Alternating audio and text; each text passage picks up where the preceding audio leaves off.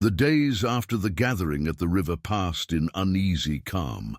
Though the war had been averted, both tribes remained on edge, suspicious of one another. The drought had not broken, and the sun continued to beat down on the dry land, making the crops brittle and the rivers shallow.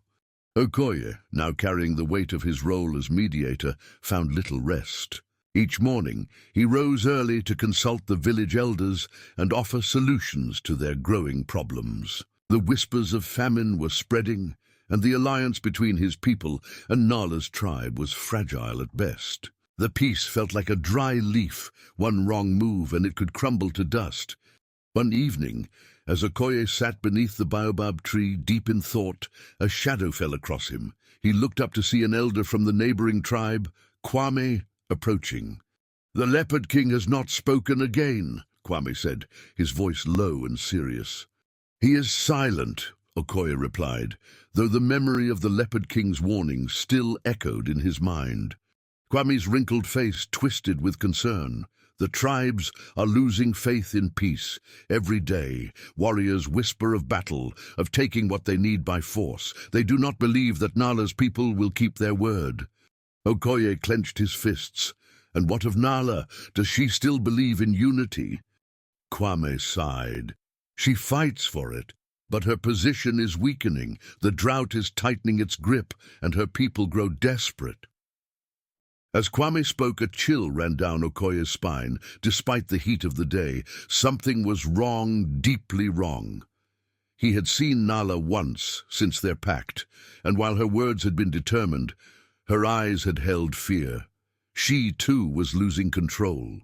That night, as Okoye lay restless in his bed, a dream came to him. He was back in the sacred forest, standing before the Leopard King. But this time, the mighty beast did not speak. Instead, it circled him, eyes glowing in the darkness. The leopard's growl rumbled through the air, shaking the trees. Suddenly, Okoye saw shadows moving in the distance, figures of warriors, painted for battle, advancing toward the river.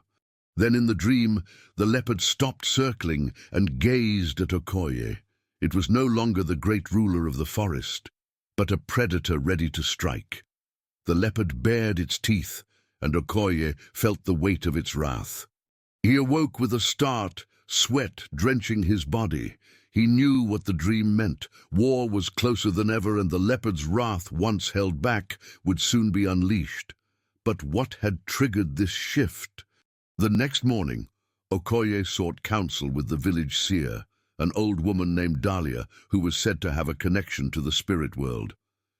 Her hut was dark, filled with the scent of burning herbs, and her eyes seemed to pierce through time itself. "You have seen the Leopard King again," Dahlia said without prompting, her voice raspy with age. "Yes," Okoye replied, recounting the dream in detail. "The leopard's wrath is growing. I fear war will return." Dahlia nodded, her wrinkled hands sifting through bones and feathers on the floor before her. "The leopard's wrath is not of this world, Okoye. It is not just a warning. It is a reflection of the land's suffering. The drought has angered the spirits, and only balance can calm them." "Balance?" Okoye repeated, confused. "The Leopard King is a symbol of power, but also of harmony. When power is abused, the land and its creatures rebel. The river is drying not only because of the drought, but because of the discord between the tribes. The anger of the earth fuels the leopard's wrath." Okoye felt a knot tighten in his chest. "Then how can we restore balance? How do we stop the war?" Dahlia's eyes flickered with something between pity and wisdom. "The war is not the only threat. Nala's tribe hides a secret, and until that secret is revealed, the leopard will not rest." Okoye's heart raced. What secret? The old seer shook her head. "I cannot see it clearly, but the answer lies within Nala's village. If you want to avoid the leopard's wrath, you must uncover the truth." With renewed urgency, Okoye gathered his closest companions and prepared to journey to Nala's village. It was a dangerous task. Even though they had agreed to peace, tensions ran high. But if Dahlia's vision was true, then something darker was festering within the tribe, something that could destroy them all. As they approached the village, the sky began to darken with clouds, a rare sight in these drought-stricken days. Okoye took it as a sign. Time was running out, and the storm, both literal and metaphorical, was about to break. They were greeted with wary eyes as they entered Nala's village. Warriors stood tall, hands resting on spears, ready for a fight. Okoye asked for Nala, and after what felt like an eternity, she appeared, her face drawn with stress. "You shouldn't have come," Nala said, her voice barely concealing the tremble of fear. "We need to talk," Okoye said firmly. "There's something happening here, something you're not telling me." Nala's eyes darted to the ground, and for a moment she was silent. Finally, she looked up, her face hardened. "There's something you need to see." She led Okoye and his men to the edge of the village, where a small hidden cave lay in the shadows of a rocky outcrop. As they entered, the air grew cold, and the sounds of the village faded into silence. Inside the cave, Okoye's heart stopped. At the center of the cave lay a large stone altar, stained with what looked like dried blood. Symbols were carved into the stone, ancient, powerful markings that Okoye didn't recognize. Around the altar were the remains of sacrifices, animal bones and feathers, but there was something else that chilled his soul. The bones of a man. Nala turned to Okoye, her eyes filled with guilt and fear. "This is why the leopard's wrath is upon us, my people. We have broken the sacred law." The air was thick with tension as the night closed in around the camp. Nala, the fierce queen of her tribe, stood atop a large boulder overlooking the dense forest below. Her piercing eyes, framed by intricate tribal face paint, scanned the horizon. She was adorned in her ceremonial headdress, its feathers and beads catching the moonlight, giving her an ethereal glow. The leopard print cloth wrapped around her body clung tightly to her form, and the ceremonial dagger in her hand gleamed in the dim light of the torches. Behind her, Okoye, her most trusted warrior, prepared their people for the coming conflict. His movements were sure and strong, his rasta tied tightly, reflecting the focus in his eyes. The flickering firelight danced across the muscles of his arms as he sharpened his blade, readying himself for the battle ahead. He could sense Nala's inner storm, the rage of a leader defending more than just her land. "Nala," Okoye called out softly, breaking the silence between them. "The warriors are ready. We move at dawn." Nala did not turn to him, her gaze still locked on the dark forest. "They think they can take from us what is sacred," she said, her voice low but filled with resolve. "But they do not know the true power of this land. Tonight we fight not just for ourselves, but for all who came before us."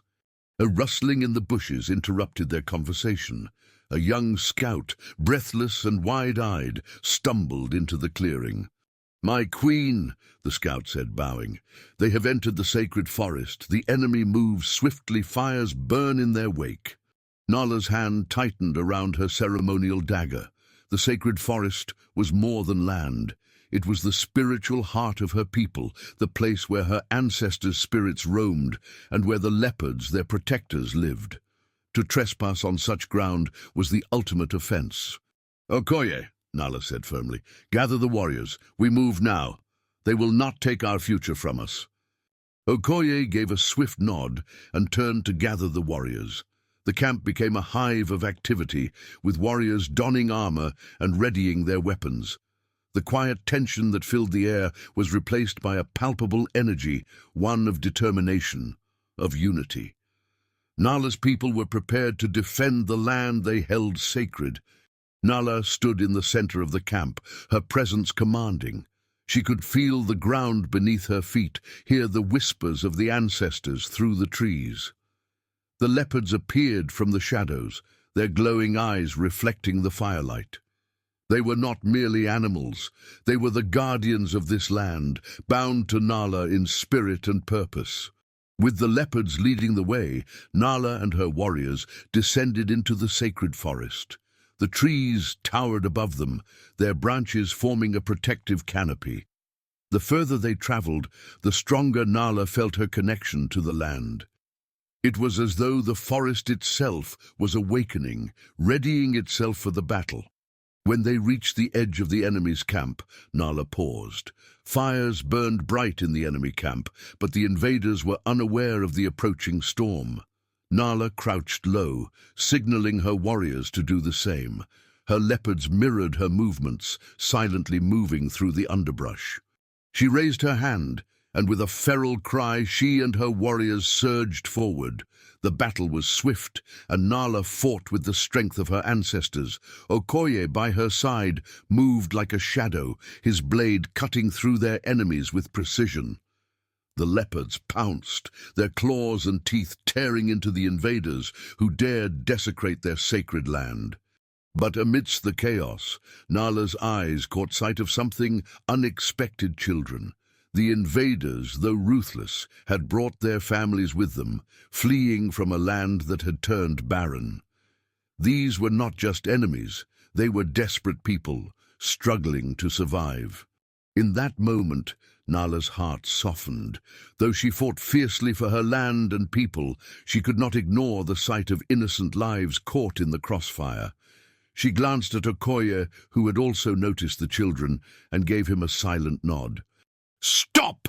Nala's voice rang out, echoing through the forest. Her warriors halted mid-strike, their weapons raised, as the enemy froze in confusion. "Lay down your arms," Nala commanded. "This battle is over." The enemy leader, bloodied and exhausted, stepped forward, his eyes wide with disbelief. "Why do you show mercy?" he asked, panting heavily. "We invaded your land, burned your forest. Why spare us?" Nala lowered her dagger, her leopards circling her protectively. "Because I see your true reason for coming here," she said calmly. "You seek survival. You are not just invaders, you are refugees from a dying land. But this is not the way." The enemy leader knelt before her, his head bowed. "We had no choice. Our lands are scorched and our people starve." Nala's fierce gaze softened. "We have suffered too, but this land thrives because we live in harmony with it. The leopards protect it, and the ancestors guide us. If you are willing to respect our ways, we will help you." The enemy warriors, now seeing the mercy in Nala's eyes, dropped their weapons. The fires still smoldered, but the tension in the air dissipated, replaced by a newfound hope. Nala turned to her people. "Let them stay. We will teach them to live as we do, with respect for the land and the spirits that dwell here. Together we will heal this forest and our people." In the days that followed, the invaders worked alongside Nala's people to rebuild the sacred forest. The leopards, once wary of the strangers, began to accept their presence, and the land, once scorched by fire, began to heal. The spirit of cooperation and unity spread through the forest, and soon what had been a battleground became a place of peace and prosperity. Nala stood on the same boulder where she had first sensed the coming conflict, watching as the once ravaged forest flourished with new life. Okoye approached her, his expression lighter than it had been in days. "You did the right thing," he said softly. "You brought peace when others would have chosen war." Nala smiled, her eyes reflecting the soft glow of the setting sun. "Our ancestors did not fight so we could live in endless conflict. They fought so we could build a future where we thrive, not just survive." The leopards padded up to Nala's side, their golden eyes serene. Together Nala, Okoye, and their people stood as one, united in their purpose. The sacred forest, now shared by all, would remain protected for generations to come. And as the sun set on the horizon, casting a golden glow over the land, Nala knew that the future of her people was secure.